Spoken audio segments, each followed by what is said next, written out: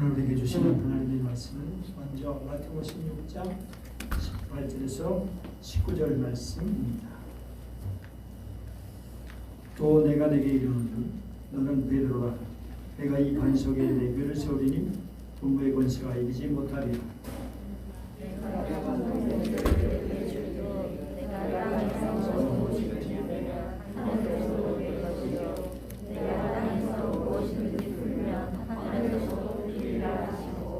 이어서 로마서 1장 16절 말씀 다 같이 함께 읽겠습니다. 시작. 내가 복음을 거절하지 아니하노니 이 복음은 모든 믿는 자에게 구원을 주시는 하나님의 능력이 됩니다. 먼저는 유대인에게요 그리고 헬라인에게로다. 아멘. 조선말 우리의 형편은 그야말로 암란 지경이었습니다. 1905년 11월 17일 을사 녹약을 통해서 외교권이 박탈되었습니다. 강제적으로 칼을 내밀면서 그렇게 맺어진 조약이다. 그리고 이어서 그 앞에서 1905년 7월 29일 이름하여 가스라 때부터 미리학이 있었습니다. 일본 제국은 필리핀에 대한 미국의 식민 통치를 인정하고 미국은 일본 제국이 대한제국을 침략하고 한반도를 보령으로 삼아서 통치하는 것을 용인한다고 합니다. 이 미국 테프터라는 사람은 그 다음에 이제 대통령이 되기도 합니다. 그리고 1906년 2월에 한국 통치기구 통감부가 설치되죠. 식민통치 준비기구입니다. 그리고 1907년 26대 국왕 고종황제를 폐위시키죠. 그리고 1910년 8월 20일 형식적인 회의를 거쳐 한일 합병 조약을 통과시키고 8월 29일 원로 대신들을 연금한 상태에서 조약을 공포했습니다. 그래서 우리에게는 그야말로 경술국치, 우리나라 역사는 처음으로 국권을 상실한 날, 국가적인 치욕이라는 의미에서 경술국치라고 부르고 있습니다. 이런 비극의 역사 가운데서 성령이 이 민족에 임하여 주셨습니다. 1903년 여름 원산 바닷가에서 선교사 수양 대회가 열렸는데 그때 한 선교사가 자기 무능과 자기 안일함과 자기의 죄악됨을 고백하는 회개가 시작되었고 그로부터 강력한 성령의 역사가 일어나기 시작했습니다. 그리고 1907년 1월 평양 장대행 교회에서 그리고 2월에 서울의 승동교회에서도 성령께서 강력하게 역사하셨습니다. 고종이 해금 밀사 사건의 책임을 지고 폐위됐다는 그런 소식이 들리자 뜻있는 젊은이들이 광화문대교를 돌며 땅을 도끼로 찍어가면서 통곡했습니다. 그리고 교회에서는 성령의 불같은 역사가 일어났습니다. 예배 시간마다 기도 시간마다 나라를 지키지 못한 죄, 나라를 사랑하지 못한 죄를 회개했습니다. 그로 이 나라 정말 온갖 미신과 귀신에 빠졌던 우리 허물을 주님 앞에 회개했습니다. 그리고 이 나라 주의 백성 되게 해달라고 간절히 기도했습니다. 치욕의 시간을 견뎌내면서 눈물로 주님 앞에 매달렸던 것입니다. 그리고 마침내 1919년 3월 1일 인구의 1.3%에 불과한 겨우 20만 명에 불과한 기독교인들이 중심에 돼서 3.1 독립만세 운동이 시작되었습니다. 3.1 독립만세 운동의 본부는 다름 아니라 교회였습니다. 교회야말로 방방곡곡에 있었기 때문에 그 교회가 다 이제 3.1운동 본부가 되어진 대한민국 독립의 씨앗이 되어진 그러면서 처음부터 기독교는 고난받은 이 백성의 친구였습니다. 우리가 의지할 우리 민족이 붙들 희망으로 자리 잡게 되었습니다. 그래서 뜨림이들이 교회로 올려오게 되었습니다. 1884년 12월 4일에 갑신정변이 일어났죠. 우정국에서.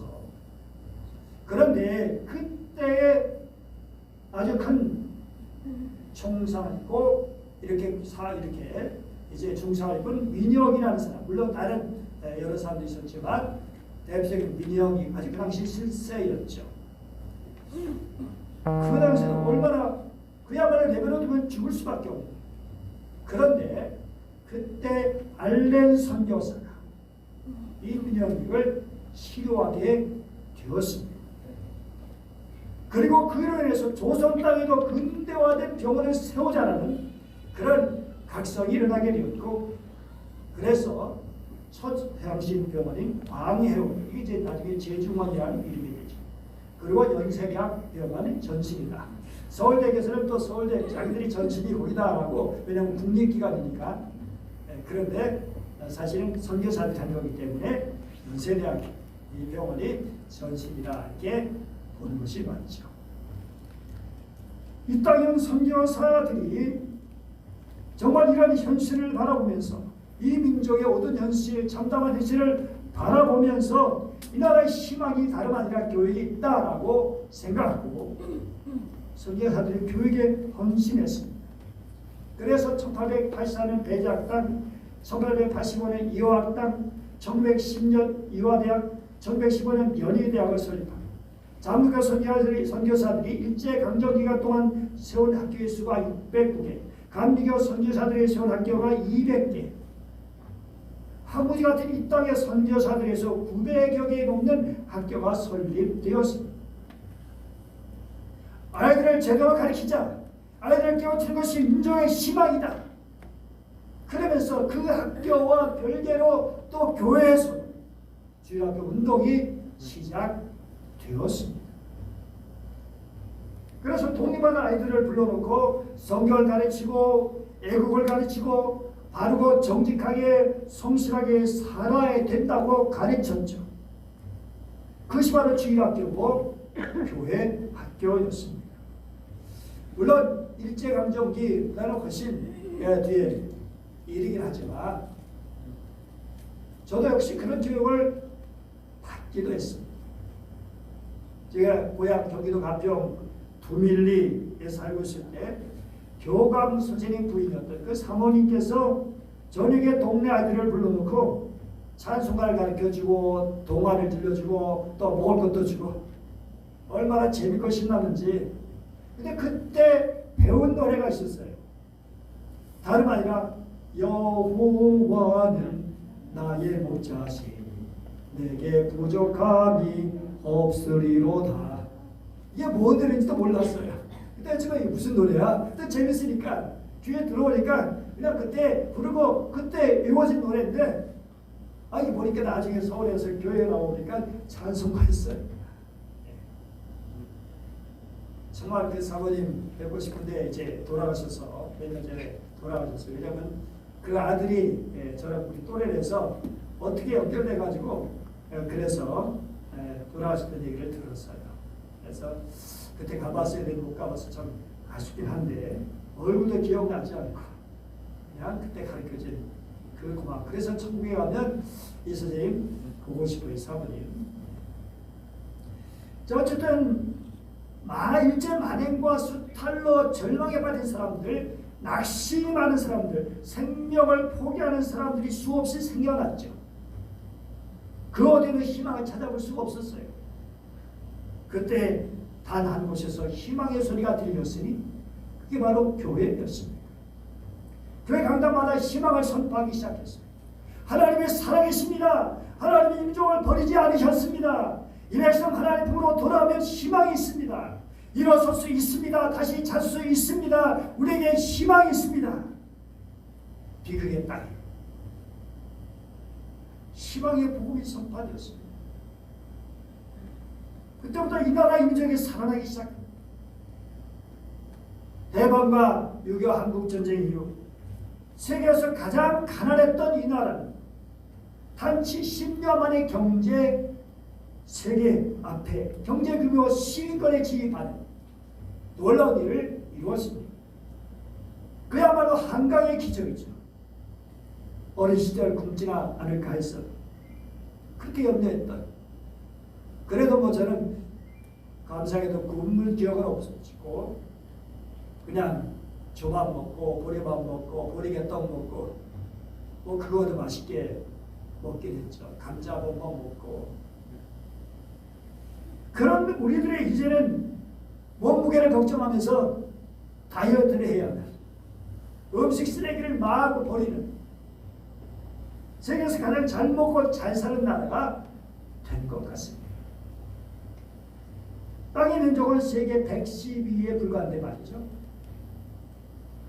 지하자도 부족하고 땅을 파도 석유도 나지 않는 그런 나라가 과연 무엇이 우리를 복되게 하고 이 나라를 부흥시켰단 말인가요? 예수님은 이 땅에 오신 그 목적이 있었습니다. 왜 주님이 이 땅에 오신 것입니까? 마태복음 1장 21절, 죄인을 구원하시기 위해서 오셨죠. 누가복음 19장 10절, 잃어버린 자를 찾아 구원하시러 오셨죠. 누가복음 4장 18절 이하, 보르된 자, 눈먼 자, 눌린 자는 가난한 자에게 복음을 전하시기 위해서 오셨죠. 그리고 마가복음 10장 45절 보면 섬기실 뿐 아니라 자기 목숨을 많은 사람을 위한 대속물로 주시기 위해서 오셨죠. 그리고 이사야 42장 1절에서 4절 보면 이방의 세상에 정의를 베풀고 정의를 세우기 위해서 오셨죠. 그리고 오늘 보면 마태복음 16장을 보면 주님은 교회를 세우기 위해서 오셨습니다. 주님의 제자들을 데리시고 가이사라 빌립보로 가셨죠. 이 가이사라 빌립보 이 지역은 그야말로 온갖 잡신들이 있는, 여러분 잘 안 보일 수 있겠지만 저 이제 첫 번째 여기 여기서 제가 보기에 이제 왼쪽에, 여러분이 오른쪽이죠. 굴이 있죠. 그 건물 뒤에 거기는 목자들이 있는 판신을 섬기는 그런 굴이었고요. 그래서 영수를 이제 사회 영수를 던져가지고 그 신을 이제 먹이를 주고 그 신을 섬기는. 그 다음에 또 그 앞에 있는 그런 신전은 황제를 위한 그런 신전이었어요. 그 다음에 또 옆에 있는 판신을, 목자들의 신이라고 하는 판신을 위한 그 광장, 판신을. 그 다음에 또 옆에는 바로 이 제우스 신을 위한, 제우스 신, 그 헬라 신을 위해 섬기는 그런 신전이 있었던 그런 곳입니다. 또 옆에는 느미스라고 하는 그런 신을 위한 그런 뜰이 있었고요. 그러니까 가이사라 빌립보는 그야말로 온갖 잡신들이 있는 그런 곳이에요. 황제와 그리고 당시 왕이었던 빌립, 가이사라 빌립보라는 말 자체가 가이사라가 가이사잖아요. 시저, 캐사르, 바로 로마 황제를 말하는 거죠. 그리고 빌립이라는 것은 그 당시 분봉왕 그 지역 다스리는 왕이 빌립이었죠. 빌립. 그러니까 그 황제의 권위와 그 지역을 통치하고 있는 왕의 권위가 그렇게 서린 그런 곳이죠. 영적으로 아주 혼란한 그런 곳이죠. 그런데 그런 곳에 주님께서 제자들에게 물으셨어요. 뭐라고 물으셨죠? 너희들은 나를 누구라 하느냐? 그때 베드로의 고백이, 황제도 분부왕도 아니라 바로 예수님 당신의 그리스도 메시아이시고 하나님의 아들이십니다라고 고백하는 것입니다. 당신만이 제 삶의 주인이시고 희망이 있습니다라고 고백한 것입니다. 그때 주님이 말씀하신 것입니다. 또 내가 네게 이르노니 너는 베드로라 내가 이 반석 위에 내 교회를 세우리니. 가드처럼 베드로의 교회가 세워진 것이 아니죠. 여기 반석 위에라고 하는 말은 주는 그리스도의 살아계신 하나님의 아들이십니다라고 고백한 신앙 고백, 그 신앙 고백 위에 교회를 세우시겠다고 하신 거죠. 그 신앙 고백을 한 사람들 위해 교회를 세우시겠다라고 하는 말씀입니다. 그리고 우리는 연약해요. 쉽게 쓰러지고 넘어지고 문제가 많아요. 하루씩 달라져요. 어떤 때 은혜 받고 그냥 은혜 충만 해가지고 세상을 다 품을 것처럼 그렇게 하다가 어느 순간 갑자기 추락해가지고 정말 쪼그린그런 마음으로 쉽게 원망하고 불평하고 낙심하는 그런 존재로 떨어지는 우리 인간의 모습이죠. 그런데 하나님은 이런 우리를 통해서 역사를 운행해 가신다. 희망을 만들어 가신다. 라고 하시는 거예요. 천상을 했죠. 천상 보기에 인간들이 얼마나 부족하고 얼마나 정말 가짜 이렇게 여러가지고 약해 보이고 문제투성인지. 아니 주님 그래 저런 자들에게 그렇게 주님의 그 대단한 그 뜻을 맡기십니까? 그때 주님 말씀하시면 웃으시면서 그래 그렇지. 그렇지만 나는 그 외에 대안은 없다 라고 말씀하셨다는 거죠. 정말 주님 우리가 부족한 인생들, 허물질 인생들, 쉽게 쓰러지는 인생들이지만 그러나 우리를 통해서 역사하시죠. 주님이 우리 안에 역사하실 때 문제가 떠나게 되고 절망이 사라지게 되고 희망이 선포되어지고. 그래서 우리는 교회가 우리가 얼마나 소중한 그런 모임인지 기관인지 우리도 깨닫게 되는 것입니다. 주님은 말씀하십니다. 내가 내 교회를 세우리니. 이 땅에는 큰 교회도 있고 작은 교회도 있어요. 그야말로 아주 미미한 교회, 교인이 세 몇 명 안 되는 교회. 아니 어떤 데는 목사 혼자만 있고 사모 목사 사모 둘만 있는 교회도 있어요. 그런데도 불구하고 그 모두가 주님이 세우신 교회라는 사실입니다. 세상의 모든 정상적인 교회가 주님이 세우신 주님의 교회다.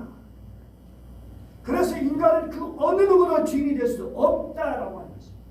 목사든 장로든 그 누구든 섬기는 자일 뿐이지 결코 주인이 될 수가 없습니다. 좌지우지 마음대로 할 수가 없다는 거예요. 주님의 부르심 받은 우리는 다만 겸손히 주님과 주님의 몸된 교회를 섬기는 것뿐입니다. 예수님은 이런 교회에 두 가지 선물을 주셨어요. 첫째는 다름 아니라 천국 열쇠를 주셨죠. 천국 열쇠. 교회는 천국 열쇠를 가진 공동체라는 것을 기억해야 합니다. 천국 열쇠는 두 가지 면으로 보고 있죠. 복음을 전파하는. 그래서 사람들로 천국에 들어가게 만드는. 복음을 전해서 그 사람이 예수를 믿게 되면 그 사람에게 천국 문이 열려지게 되고 그래서 그가 천국 백성이 되어집니다. 그리고 또 하나는 기도를 통해서 하늘 문을 열고 그래서 하늘의 은혜를 입게 되어집니다. 하나님 앞에 기도함을 통해서 하나님의 신령한 은혜를 정말 세상에 이렇게 전해주시는 능력을 갖게 됩니다. 희망의 문이 열려지는 하나님의 은혜가 임해지는 천국 열쇠를 하나님께서 우리에게 주셨다고 하는 사실이죠. 그리고 둘째는 음보의 권세를 주셨어요. 음보의 권세를 이기는 권세. 대적의 문을 차지하는 권세. 그만큼 교회는 역사 속에 수많은 어림을 겪었지. 교회를 해하려고, 교회를 없애려고, 교회를 무너뜨리려고. 요한계시록의 배경이 되는 도르디스 황제, 그 당시 5만 명의 크리스찬은 4만 명을 죽게 했어요. 여러분 5분의 4 엄청난 겁니다. 4만 명이 순교를 당했어요. 그러니까 교회가 끝난 것 같죠. 데오도메데스 데오도스 황제가 이긴 것 같죠. 그런데 그 황제가 이긴 것이 아니라 결국 그 황제는 어떻게 됐어요? 나중에 암살당했어요. 3명이 죽지 못했어요. 너무 안타까운 일이죠. 아니, 안타까운 게 아니라 정말 분명한 하나님의 역사죠. 그 얼마나 인생이 불쌍한 인생입니까? 하나님을 알지 못하고 살아계신 하나님의 능력을 알지 못하고 그렇게 교회를 박해했던 거예요. 오늘도 수많은 사람들이 하나님의 능력을 알지 못하고 살아계신 하나님을 알지 못하고 제 뜻대로 제 마음대로 제가 대단히 신 있는 것처럼 착각하고 이렇게 살아가는 인생들이 있습니다. 그러나 우리 하나님의 백성들은 그런 가운데서도 낙심하지 않고 죽으면 죽으리라는 사실을 나가는 것이고 하나님의 능력과 은혜로 그 모든 것을 이기며 결국 음모의 권세와 싸워 승리하는 것이죠. 온갖 질병과 우리의 여러 가지 문제들이 우리를 괴롭히지만 그러나 믿음으로 이거 말씀을 붙들고 나가서 승리하게 되어지는 것이죠. 사랑하는 여러분, 우리는 그래서 어느 때든지 말씀을 붙들고 나가야 됩니다. 뛰어기도 하고 성령의 검을 들고 나가서 싸워야 하는 것입니다. 우리의 싸움은 세상의 어떤 것이 아니라 악한 영들과의 싸움이죠. 혈과 육으로 싸우는, 총칼로 싸우는 게 아니라 말씀으로 사랑으로 싸우는 것입니다. 복음의 것 전해지는 곳에 식인종이 변해서 문화인이 되어지고 해적제들이 세계를 이끄는 선진국으로 바꾸어졌고 복음의 죄는 전해진 것보다 희망과 생명이 태어났습니다. 가난한 나라가 변해서 부유한 나라가 되었습니다. 서구의 선진국들이 기독교 국가가 된 것이 우연일까요?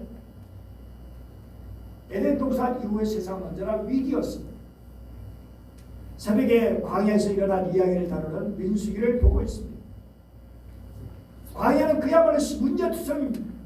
힘들고 어렵고 그래서 오죽하면 그들이 얼마나 많은 원망과 불평을 했습니까? 인간으로 보면 얼마든지 이해가 될 수 있어요. 그럴 수 있지. 그러나 가만히 생각해보면 광야처럼 하나님의 기적을 체험할 수 있는 것도 없습니다. 거기서 하나님께서 만나와 맥주를 먹여주시고 생수를 주시고 그러기도가 불교로 인도하시고 사람들 집에서 신발이 붙지 않고 옷이 헤어지지 않고 거기 옷 공장도 옷 만드는 것도 없고 신발 공장도 없는 무엇보다도 거룩한 백성 제상 나라가 되도록 훈련시켜 주셨죠. 그래서 광야는 고난의 현장이지만 동시에 훈련의 터전이요 기적의 현장이었습니다. 그런데도 불구하고 많은 백성들은 그러한 기적을 그런 놀라운 은혜를 경험하면서 그것을 뒤로 제쳐버리고 당장 힘들다고 원망과 불평하고 애굽으로 돌아가자고 난리를 피우고 그러나 결국 그들의 소원대로 가나안에서 다 가나안에 들어가지 못하고 그렇게 광야에서 죽고 말았습니다. 하지만 여호수아 갈렙은 그 시련 가운데 그 광야에서 하나님을 바라봤습니다. 그리고 그들은 믿음의 사람으로 우뚝 서게 됐습니다. 믿음으로 환경을 극복한 것입니다. 천국에서 해같이 빛날 줄 믿습니다. 예수님이 교회를 세우리라 말씀하신 그때도 위기잖아요. 지금도 세상은 위기잖아요. 그런데 이렇게 문제만은 이런 세상을 어떻게 치유할 수 있느냐라고 하는 것입니다. 그 성경은 성경의 대답은 간단합니다. 문제는 죄의 문제예요. 해결책은 오직 예수 복음이라고 하는 것입니다. 사랑해요. 1장 마가복음 1장 15절 우리가 한번 읽어볼까요? 시작.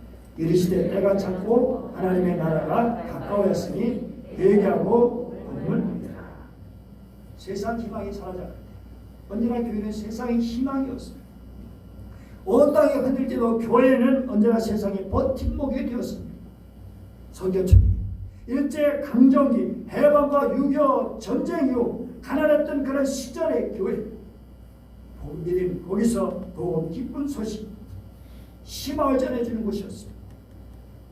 오늘 이 시대에 한국 교회가 이 땅에 다시금 희망의 소식을, 복음을 제대로 전하기 위해서, 교회가 희망이 되기 위해서 이제 본질로 돌아가야 할 때입니다.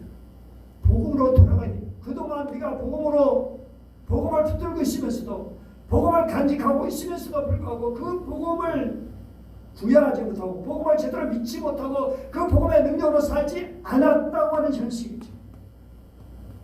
그러면 복음이란 무엇인가? 왜 복음 우리가 쉽게 뭐 예수 믿고 천당 가는 거지 뭐 라고 단순하게 생각합니다. 어떤 종체적인 평안인 샬롬, 곧 우리 영혼이 잘 되고 우리 마음이 건강하고 우리의 삶이 건강하고 우리 몸이 건강에 대해서 금생과 내생의 온전히 구원을 얻는 것이 복음이라고 받아들이기도 하죠. 이 구약 성경에 히브리어 바살이라는 말이 있는데, 또 신약 성경에 헬라어 유앙겔리온이라고 있는데, 이 다 좋은 소식을 전한다, 기쁜 소식을 전한다는 그런 뜻을 가지고 있습니다. 좋은 소식, 기쁜 소식이라는 건 무엇일까요? 그것은 예수 그리스도께서 우리를 구원하기 위해서 이 땅에 오셔서 이뤄놓으신 그러한 구원의 사건을 의미하죠. 구원이라는 것은 우리 영혼 구원, 또 기타 총체적인 구원의 역사가 있는 것이죠. 사도 바울, 마가복음도 마찬가지죠. 바로 복음이란 구체적으로 예수 그리스도다, 하나님 아들 예수 그리스도의 복음이다, 그렇게 1장 1절에 말씀하고, 그리고 로마서 1장 2절에 뭐라고 하죠? 읽어보세요. 시작. 이 복음은 하나님의 선자를 통하여 그의 아들에 관한 성경에 미리 약속하신 것이다. 복음은 약속된 것이다. 누구에 대해서? 아들에 관해서. 복음은 아들에 관해서. 여러분, 그렇죠. 복음의 중심 핵심은 예수 그리스도입니다. 예수 그리스도. 그래서 복음을 믿는다는 것은 예수 그리스도를 믿는 거예요. 오직 예수 그리스도만이 구주시고, 오직 예수 그리스도만이 구원자이시고, 예수 그리스도만이 나의 주님이시다라고 하는 것, 그것을 믿는 거예요. 구원은 오직 예수 안에 있는 것입니다. 그 엄청난 구원의 사건 속에 내가 들어있다는 것이 기적이에요. 다시 말해서 내가 예수를 믿을 수 있다는 것이 기적이에요.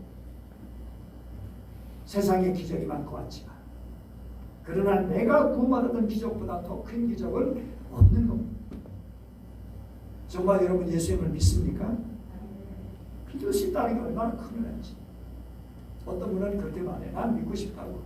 정말 믿고 싶은데 안 믿어진다고. 난 정말 믿고 싶대요. 그런데 안 믿어진대. 이거 어떻게 이렇게? 참 답답하지. 내가 이 복음을 믿을 수 있다는 게 이게 저절로 된 것일까요?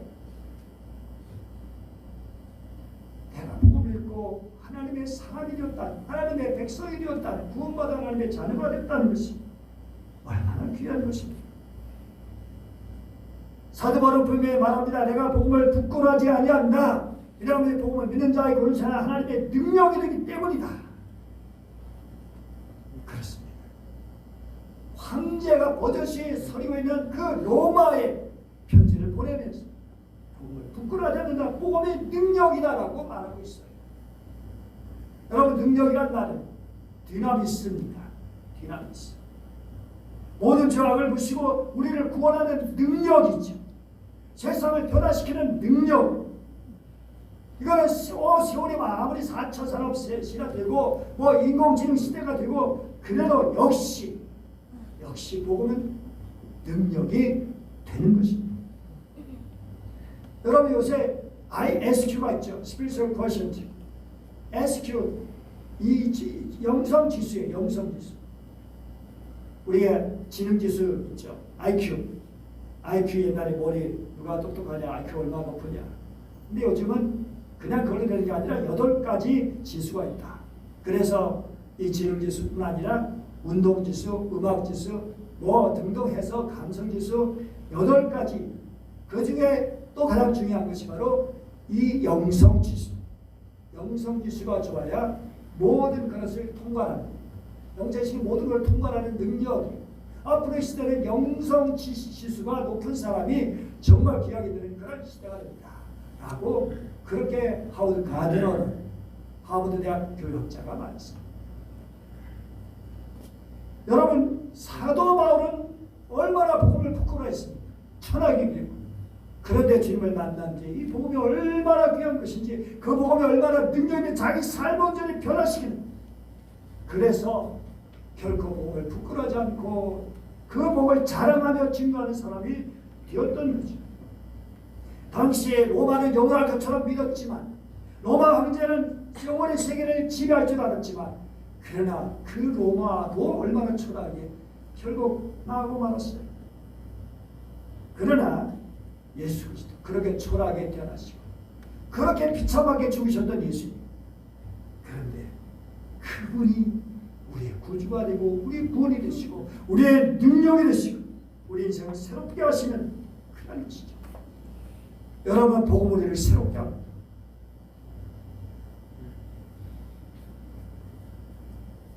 우리 태양과 예수님의 보혈인데, 태양을 일주일 동안 방출한 에너지를 정확하게 모으면 전 세계에 100년을 쓰고 남는 양이라고 해요. 정확하게 그 에너지를 다 모으면. 여러분, 태양이 얼마나 대단합니까? 그런데 예수님 십자가에 흘리신 보혈 한 방울이면 온 이를 구원하고도 넉넉히 남음이 있다는 사실입니다. 사랑하는 여러분, 내가 복음을 부끄러워하지 아니하노니, 그렇습니다. 정말 우리는 복음을 부끄러워하지 않습니다. 그 복음을 우리를 새롭게 하기 때문에.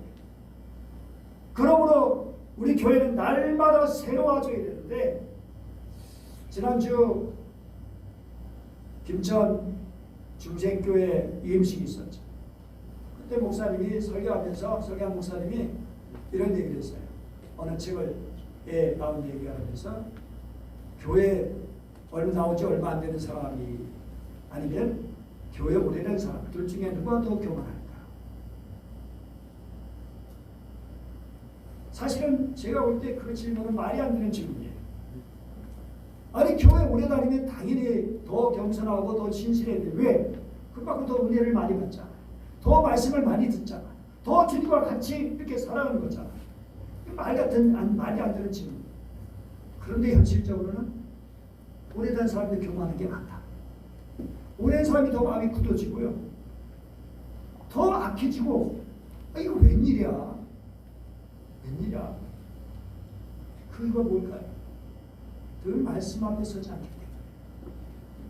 이제 다 됐다 생각하고 그냥 아니라고 나태하고 주님께 마음을 들이지 못하고 않고 어깨에 힘만 주고, 그러다 보니까 결국 그 심령이 완고해지고 교만해지고, 그래서 결국 암덩어리가 되기도 하는 그런 일이 있기도 하는 것이죠.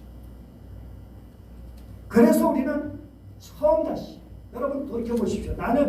내가 직분을 맡을 때, 내가 정말 하나님께 임직을 맡을 때, 우리 중직자들,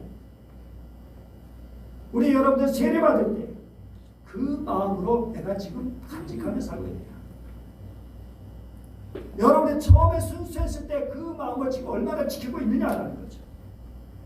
하나님과 관계 속에서 내가 하나님께 드리는 일이다, 헌신하는 일이냐, 내 마음 다른 사람을 대하는 그런 일이냐, 주님을 섬기는 일에 있어서 내가 옛날보다 좋아졌냐 아니면 나빠졌냐. 좋아졌다면 감사할 일이지만 뭔가 문제가 생기고 나빠졌다면 위기입니다. 위기입니다. 왜 그런 것입니까 도대체? 여러분, 주님과의 교제가 안 된 거잖아요. 주님과 만남이 없잖아요. 여러분, 새로워지지 않았잖아요. 목사도 마찬가지입니다. 말씀 앞에 서지 못하고 정말 주님께 드리지 못하면 얼마든지 완악해지고 악해질 수 있는 거예요. 그게 인간입니다. 그래서 우리는 다시금 주님 앞에 들었을 때 보내세우는 성장하면서 껍질을 벗고 껍질을 벗을 때마다 성장한다고 해요. 그런데 껍질이 너무 두꺼워져가지고 더 이상 껍질을 벗지 못하면 죽음이다. 껍질을 벗는다는 말이 새로워진다는 거잖아요. 그동안 우리가 추구해온 성장주의, 물질주의, 번영주의, 그리고 여러 가지 우리 속에 있는 잘못된 껍질을 벗어버리고 새로워져요. 날마다. 여러분 과거 중요한 게 오늘입니다. 날마다 신앙은 매일매일 오늘이에요. 오늘. 믿는 자는 요한복음 3장 10절 믿는 자 그게 현재입니다. 여러분. 믿었던 자, 과거에 믿은 자 말하는 게 아니에요. 문법적으로 분명히 현재입니다. 현재 믿는 자는 우리 신앙은 현재입니다. 현재 내가 믿느냐 이게 중요한 거예요. 진날 때 환원이라는 그런 장수와 촉을 징벌하기 위해서 군사들이 이 배를 타고 양지강을 올라가고 있었는데 삼엽이라는 협곡을 지날 때 어느 병사가 새끼 원숭이 한 마리를 잡아왔어요. 새끼를 빼앗긴 원숭이는 울며 배를 쫓아서 100여 리를 따라왔어요. 한 계곡 바위에서 새끼가 있는 배 위로 몸을 날려가지고 뛰어들었어요. 배에 오르는 순간 원숭이는 피를 토하고 죽었어요. 웬일인가 병사들이 그 원숭이 배를 가리자 원숭이 창자가 토막토막 끊어져 있었어요. 자기 새끼를 구하기 위해서 울부짖으며 베개를 쫓아오는 사이에 창자가 갈갈이 찢겨져 있었다는 거죠. 이것을 이름하여 단장이라고 하는 거예요. 단장. 창자가 갈갈이 찢어진 아픔이라는 거죠. 단장을 표현하는 성경에 와 있는데 컴패션. 패션 오브 크라이스트죠. 패션이 바로 순환이라는 뜻이죠. 열정이라는 뜻도 있지만 순환이라는 뜻. 예수님의 십자가에서 피 흘려주시고 살 찢기시고 못 박혀 돌아가신 그 고통 패션입니다.